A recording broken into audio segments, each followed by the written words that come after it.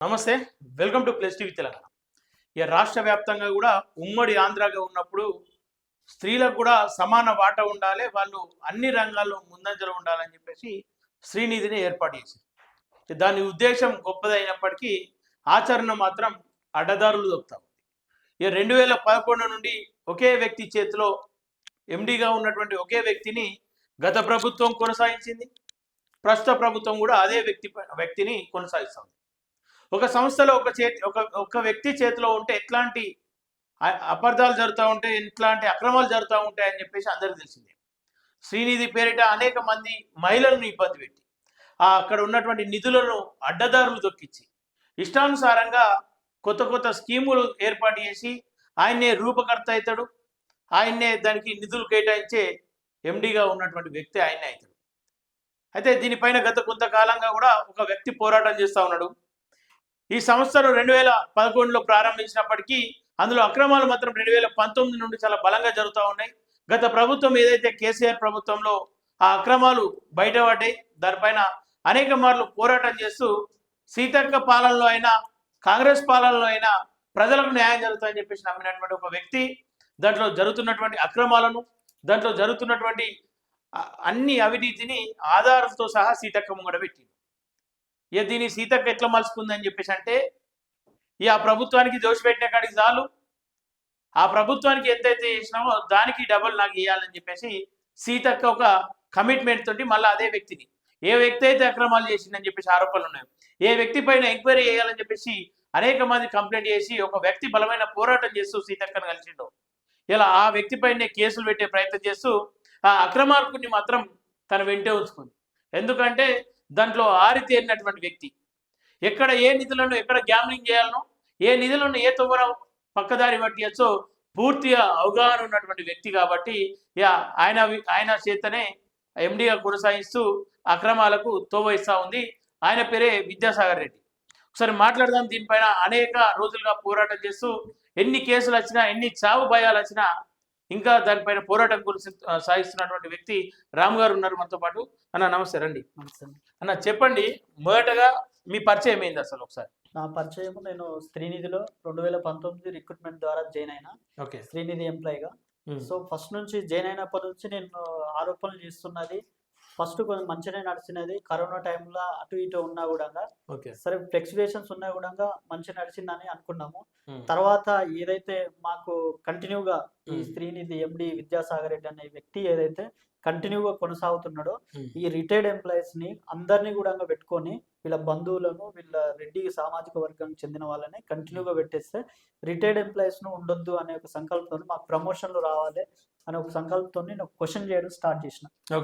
ఇక్కడ ఒకటన్నా, ఏ సంస్థకైనా ఒక ఎండి నియమించిన తర్వాత 3 ఏళ్లకో లేదంటే 4 ఏళ్లకో, ఎక్కువ అంటే 5 ఏళ్లకు ఖచ్చితంగా తొలగిస్తారు. గతంలో ఆర్ఎస్ ప్రవీణ్ కుమార్ ను చూస్తే స్వేరో సంస్థలకు ఇంకా ఇవి గురుకులాలకు ఆయనను ఎండిగా ఉంచారు.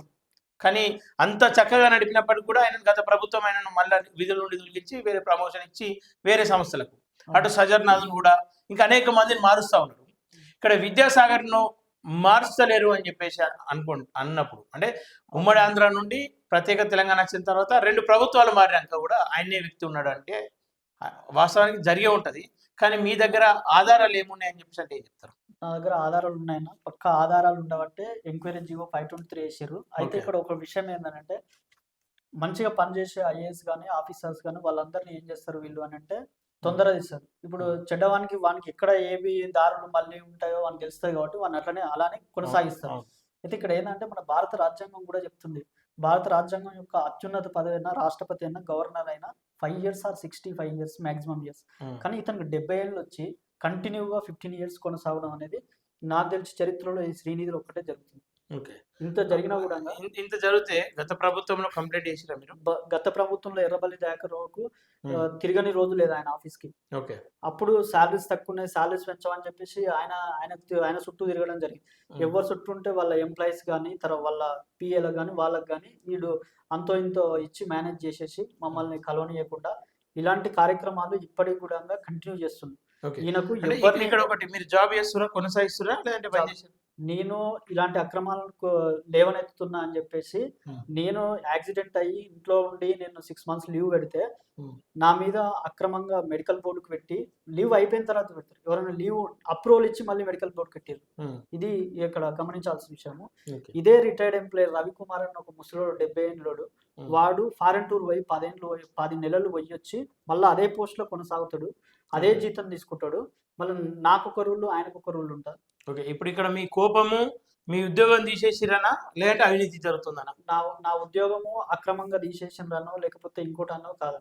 ఓకే, ఈ నేను రిటైర్డ్ ఎంప్లాయీస్ ను మా ఎంప్లాయీస్ కోసం నేను కొట్లైనా మా ఫస్ట్ స్టార్ట్ చేసింది అది.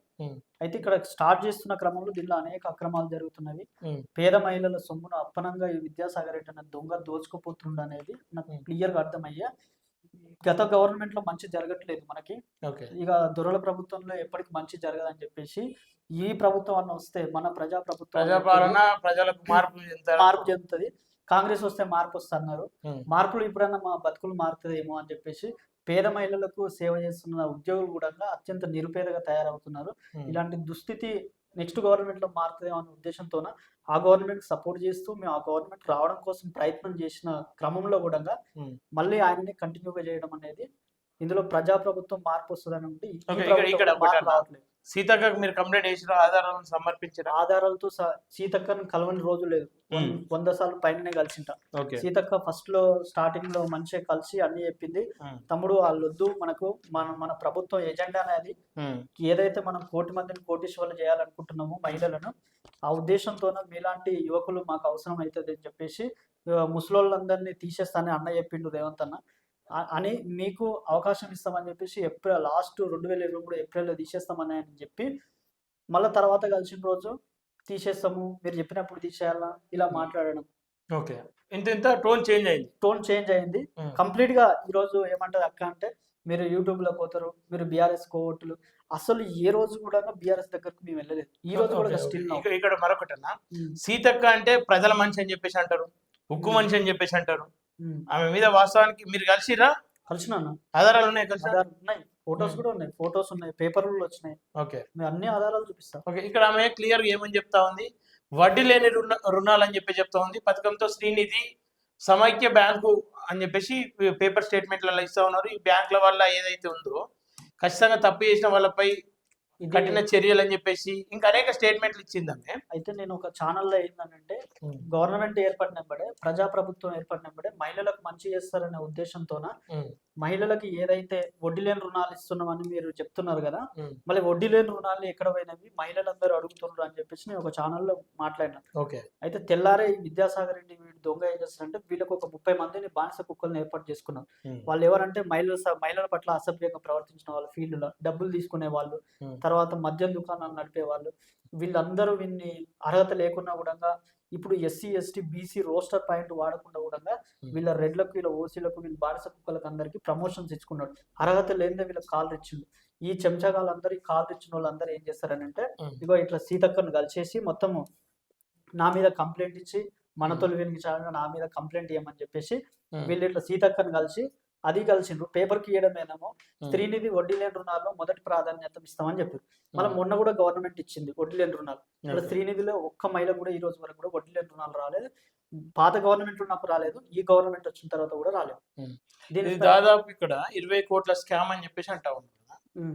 వాస్తవమేనా? అది 20,000 కోట్ల స్కామ్ అయిందో ఏమైందో కానీ ఈ జీవో నెంబర్ 523 ఎంక్వైరీ చేస్తే అంతకన్నా ఎక్కువ వస్తుందని నేను అంటున్నాను. ఓకే, ఇవన్నీ ఏందన్న డాక్యుమెంట్స్ పట్టుకుర్రు. రాష్ట్ర వ్యాప్తంగా శ్రీనిధి సేవలు, మండలాలు, పట్టణాలు సంఖ్య అని చెప్పి చెప్తా ఉన్నారు. ఏంది ఇవన్నీ ఆధారాలు పట్టుకొని తిరుగుతా ఉన్నారు. మరి ఏమైనా న్యాయం జరుగుతుందని నమ్మకం వస్తా ఉందా? ఈ గవర్నమెంట్ లో న్యాయం జరుగుతుందని నేను అనుకున్నా. ఇంకా అందుకోసమే ఇంత గట్టిగా తిరుగుతున్నా. కాకపోతేనంటే ఈ పరిణామాలు చూస్తుంటే ఇంత జరుగుతున్నా కూడా, ఇన్ని వీడియోలు వస్తున్నా, ఇన్ని న్యూస్ పేపర్లు వస్తున్నా, ఇంతమంది మినిస్టర్లు కలిసిన, SC ST BC OBC సంఘాలను అందరినీ కలిసినా కూడా ఎవ్వరు దీనిపైన ఇప్పటి వరకు స్పందించలేదు. స్పందించకపోగా మళ్ళీ ఆ ముసలోని ఎంక్వైరీ జీవో ఇచ్చినా కూడా మళ్ళీ ఎంక్వైరీ చేయాలని చెప్పేసి ఇచ్చారు జీవో. ఇది ఎంక్వైరీ జీవో ఈ విద్యాసాగర్ రెడ్డి ఏదైతే ఇక్కడ ఉందన్న, విద్యాసాగర్ రెడ్డి ఏదైతే CSR ఫండ్స్ ఎవరెవరైతే అధికారంలో ఉంటారో వాళ్ళ అధికారంలో ఉన్నప్పుడు ఎవరెవరైతే మినిస్టర్లు ఉంటారో వాళ్ళకు Hmm. ముడుపులు చెల్లించి ఈయన జీవోలు తెచ్చుకోవడము Okay. ఇలాంటివి చేస్తాడు. Hmm. CSR funds, SC ST sub plan నిధులు, బీసీ ఎస్సీ ఎస్టీ ఉద్యోగులను అక్రమంగా టర్మినేషన్ చేయడము, వీటన్నిటిపైన ఇదే.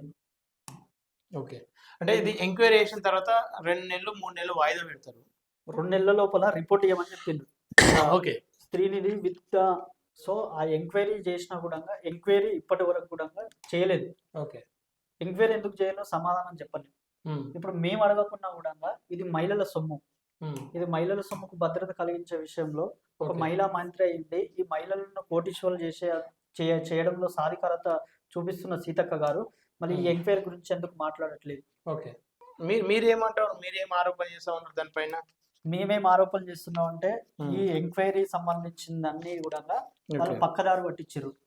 ఈ ఎంక్వైరీ పక్కదారి పట్టించారు. ఓకే. ఈ ఎంక్వైరీ జరగకుండా ఆపించుకుంది అంటే దీని వెనకాల విద్యాసాగర్ రెడ్డి, వాళ్ళ తమ్ముడు చంద్రశేఖర్ రెడ్డి, తర్వాత దీని వెనకాల ఇంకా వేరే వాళ్ళు పెద్దవాళ్ళు ఉన్నారని చెప్తున్నారు. ఓకే. అందుకు మూలంగానే సాక్షాత్తు రాష్ట్ర గవర్నమెంటే ఈ జీవో విడుదల చేసినా కూడా ఇప్పటి వరకు ఈ జీవో కూడా ఇంప్లిమెంట్ కాలేదంటే ఈ తెర వెనుక ఎవరున్నదనేది తెలంగాణ రాష్ట్ర ప్రజలు అర్థం చేసుకోవాలి.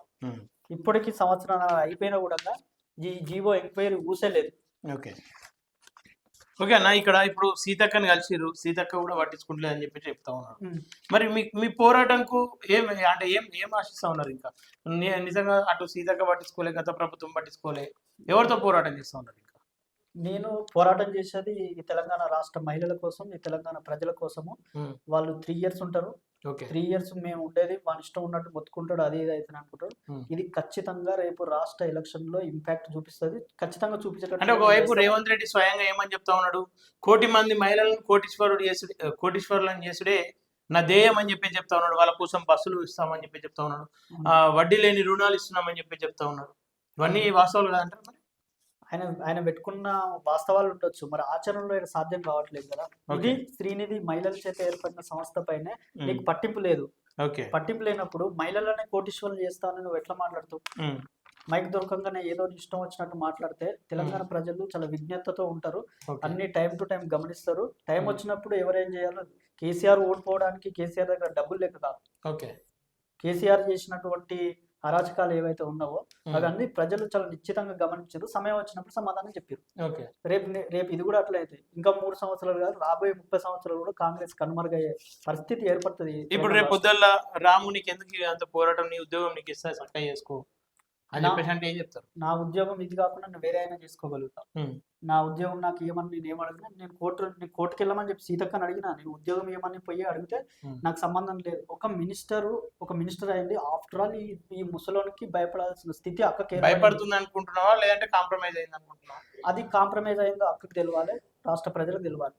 జీవో ఎంక్వైరీ చేసి 1 year అయినా కూడా దీనిపైన మౌనంగా ఉందా అంటే దాని అర్థం ఏంటి? ఇప్పుడు నేను ఆమె డబ్బులు తీసుకున్నదాన్ని నేను చూడని దాని గురించి నేను మాట్లాడడం నా తప్పైతుంది.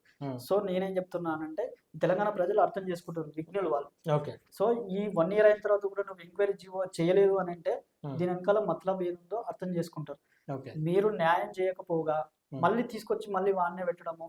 2011 నుంచి 2026 వరకు కంటిన్యూస్ గా ఈ తెలంగాణ రాష్ట్రంలో కానీ ఈ భారతదేశంలో ఏ సంస్థకు ఒక వ్యక్తి నడిపించడానికి మళ్ళీ ఇందట్టు అరాచకాలు, ఉద్యోగులను వేధించడము, దళిత మహిళలను ఫీల్డ్ లో వేధిస్తే కూడా చర్యలు తీసుకున్న అసమర్థుడు వీడు దొంగ, వీడు విద్యాసాగర్ రెడ్డి. మొత్తం మీద విద్యాసాగర్ పైన మీ పోరాటం కొనసాగుతుంది. ఎన్ని అడ్డంకులు వచ్చినా ఈ ఎంక్వైరీ జీవో 523 జరగాలి. ఖచ్చితంగా విద్యాసాగర్ రెడ్డి జైల్లో శేష జీవితం జైల్లో గడపాలి. ఎవరైతే ఉద్యోగం అనుకుంటున్నా సాధ్యం 100% అయితే. తోటి ఉద్యోగస్తులు ఎవరైనా మద్దతు ఉన్నారా మీకు? తోటి ఉద్యోగుల మద్దతు లేకున్నా నాకు ఉస్మానియా జేఏసీ ఉండి ఈ తెలంగాణ ప్రజలు నాకు అండగా ఉన్నారు. తెలంగాణ ప్రజలు అండగా ఉండబట్టి నేను ఇంతవరకు కొట్లాడగలుగుతున్నాను, చేయగలుగుతున్నాను. ఎవరో మన బానిస కుక్కలు నాకు సపోర్ట్ చేయనంత మాత్రాన ఈ రోజు ఇంతవరకు ఉద్యోగస్తులు అందరూ బానిసలుగానే ఉన్నారంటారా?